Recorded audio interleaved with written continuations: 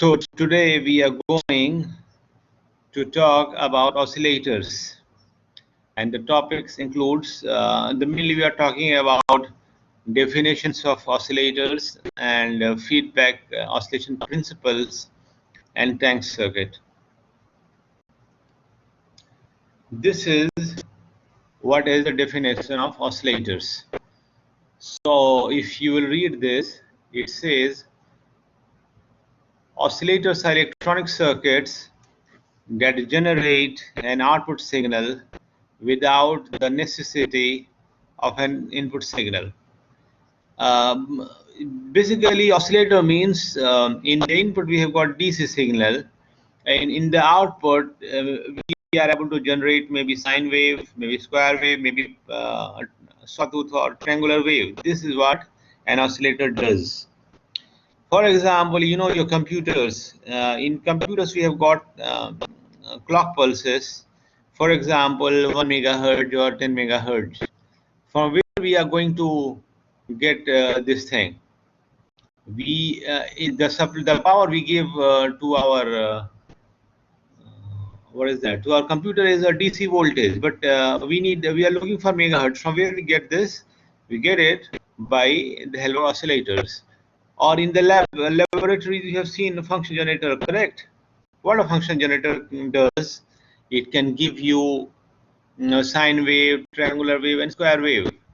So from where we get the supply gets is only DC. So basically, whether it is your CRO or computers, they all use AC of different high value frequencies, and this we get by the use of an oscillators.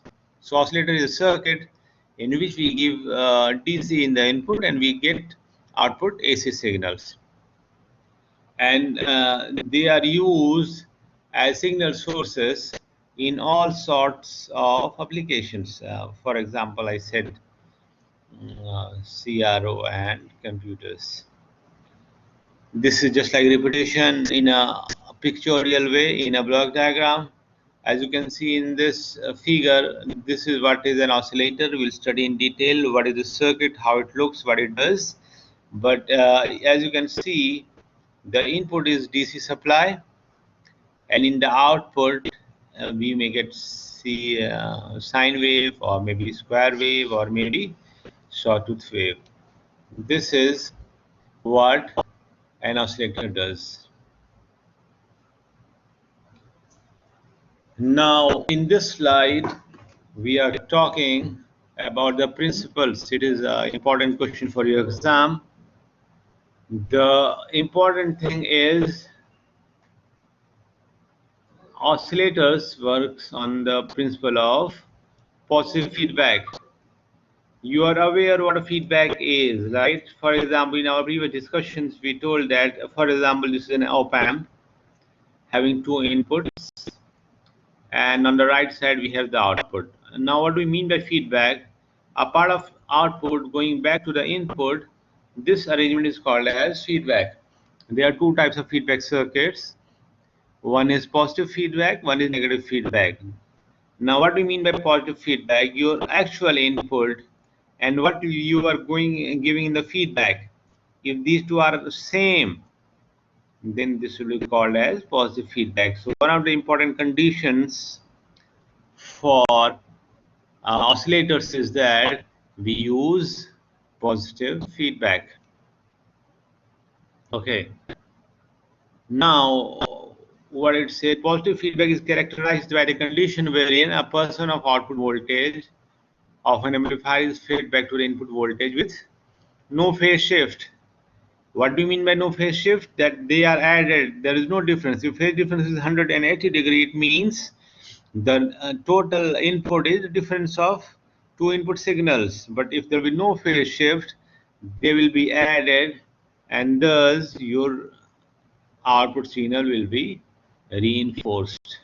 This is the principle of positive feedback or oscillators.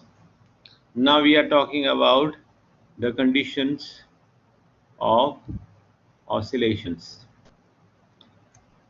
Now, if you want to design an oscillator, the circuit you are going to design, it must satisfy these two conditions.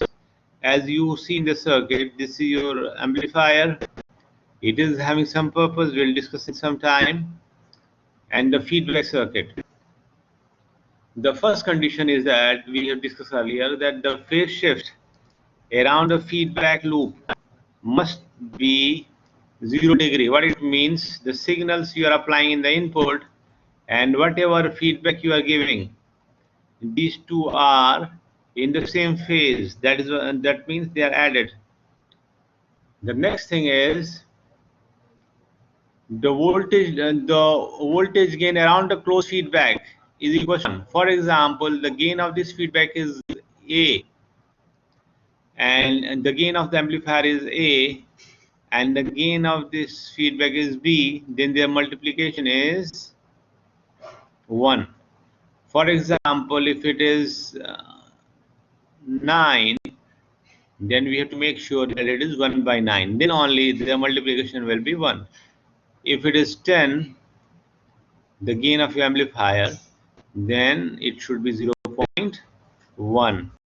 Then only their multiplication will be 1. So these are the two conditions. The first condition is the phase difference around the loop will be 0, and the second condition is the multiplication of gain and feedback factor is equals to 1 or unity.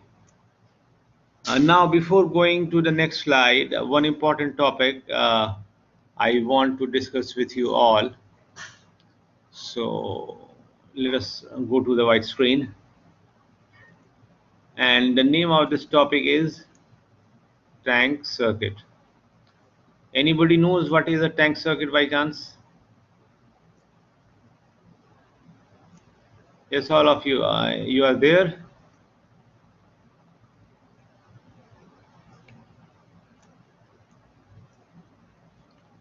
Okay.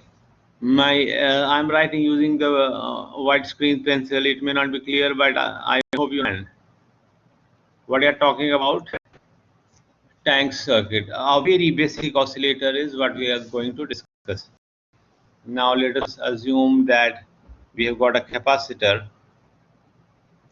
and any guess what is this? An inductor. Now we are connecting this. Also we have got a battery.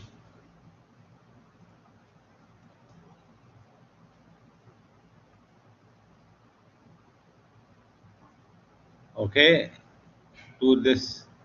Now we have got a switch. Now it is connected to the battery. This is a very simple tank circuit. It is called as tank circuit, and this is the circuit. In this we have got a battery of some voltage. Let us assume it is V. Now this capacitor is connected to this battery for a small amount of time. Now what it will do is, you know, the characteristic of a capacitor is that if you're applying a voltage, it starts developing a charge, and a time will come when all of this voltage will develop across this capacitor. Now then you change the position of the switch from 1 to 2. It means now it will, okay, I deleted by mistake, so I have to draw it again. Now we have got the capacitor, right? And our capacitor is charged with a voltage V. After that we will connect an inductor. Since our capacitor has developed a voltage V across itself, what it will do is that it will, because of this voltage, a current will start flowing in the loop and it will go towards this inductor. You know how these two behaves. Capacitor develops and stores charge across its plates, and if you give current to an inductor, a magnetic field will start developing. Now in this case, since we have got a current, this capacitor is starting to discharge, but at the same time a magnetic field is going to develop. If you will talk in terms of the graph, it will be like as capacitor is discharging and current is flowing, it will go on increase. Now a point will come after it will start decreasing, and when it is zero, it means that all the energy has been shifted from electric to magnetic field. Now because of this magnetic field, a current will start flowing in the opposite direction. Okay, and if you represent this in this graph, since direction is opposite, we'll say it will go on the negative axis, and it will go on increasing, and a point will come when it has reached maximum. After that, it will go on decrease. A point will come that all the energy which was magnetic so far has been shifted to the capacitor. Now this is fully charged. So what it means that if you draw the complete picture of voltage, or sorry, the current in this loop, it looks something like this. I understand this drawing is not good, but I hope you know what I'm talking about. So what we have given a simple battery for some time, and what we are getting, a signal, the way we have got in this figure on the right side of your screen. So this is the basic principle of a LC tank circuit. Now why L and C? Because this C is the symbol for capacitor and L is the symbol for inductor. So the name of the circuit is LC tank circuit.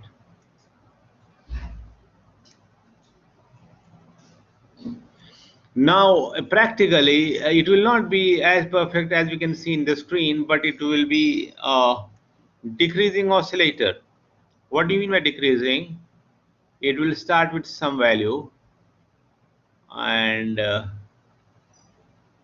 it will decrease, it will go on decreasing, and a time will come when it will become zero.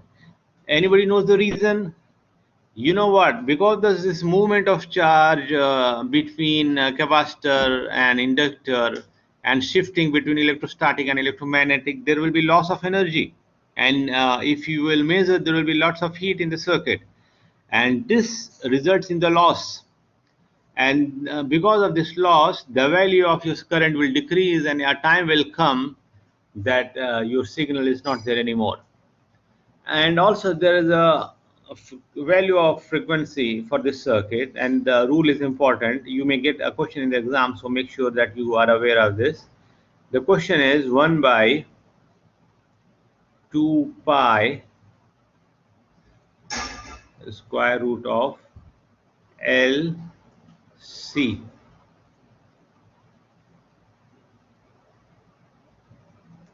Okay, this is the formula of frequency that you are going to get in LC circuit or tank circuit.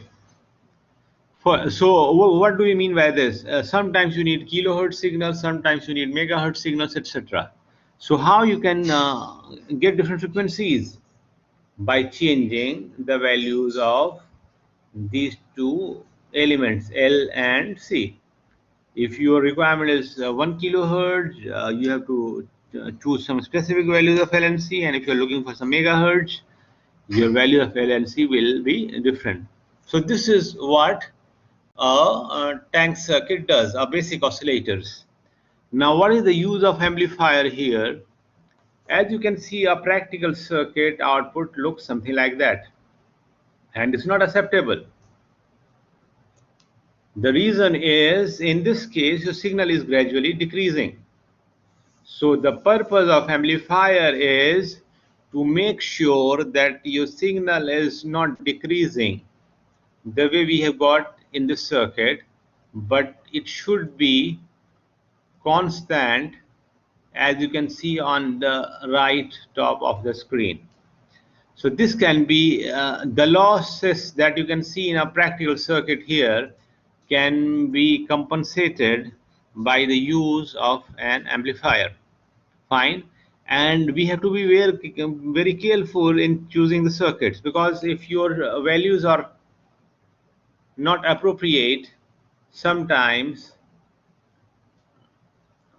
just a minute, I will repeat few things. For example, the result of an LC circuit is like this.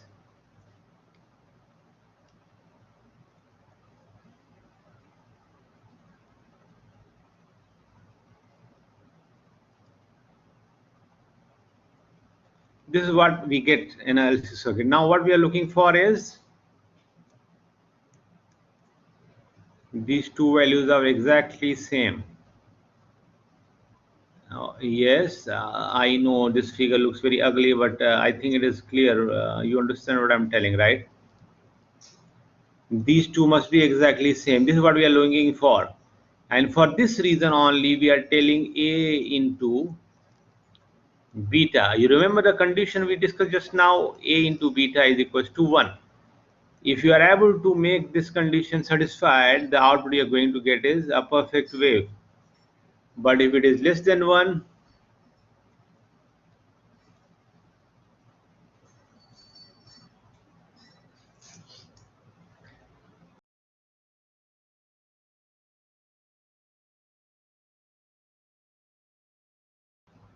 if it is less than 1, it is this one. For 1, it is this one.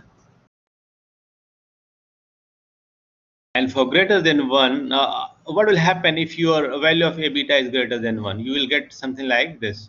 For example, it is like this. It will gradually increase and it will reach an infinitive.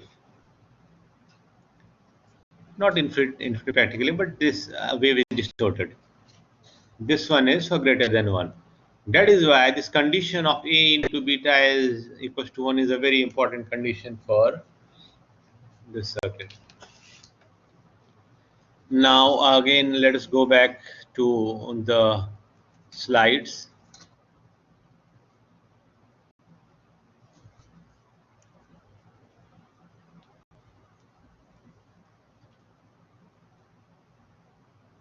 So we were talking about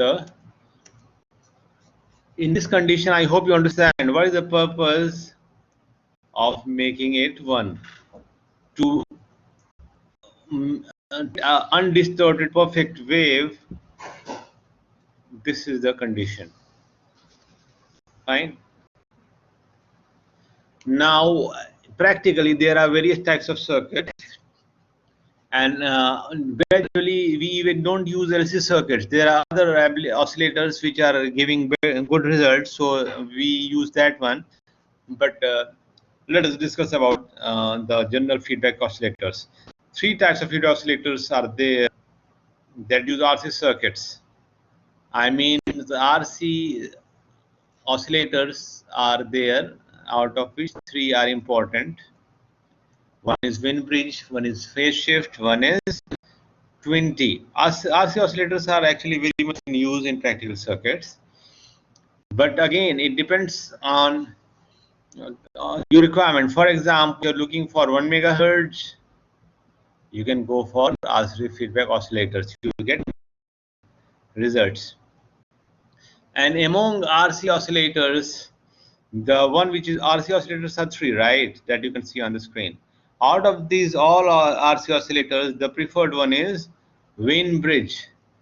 The advantage of this one is that it works well for wide range of frequencies. Whether you're looking for some 100 kilohertz or 10 megahertz, you're going to get good output in the Wien bridge oscillator. So we'll discuss various circuits.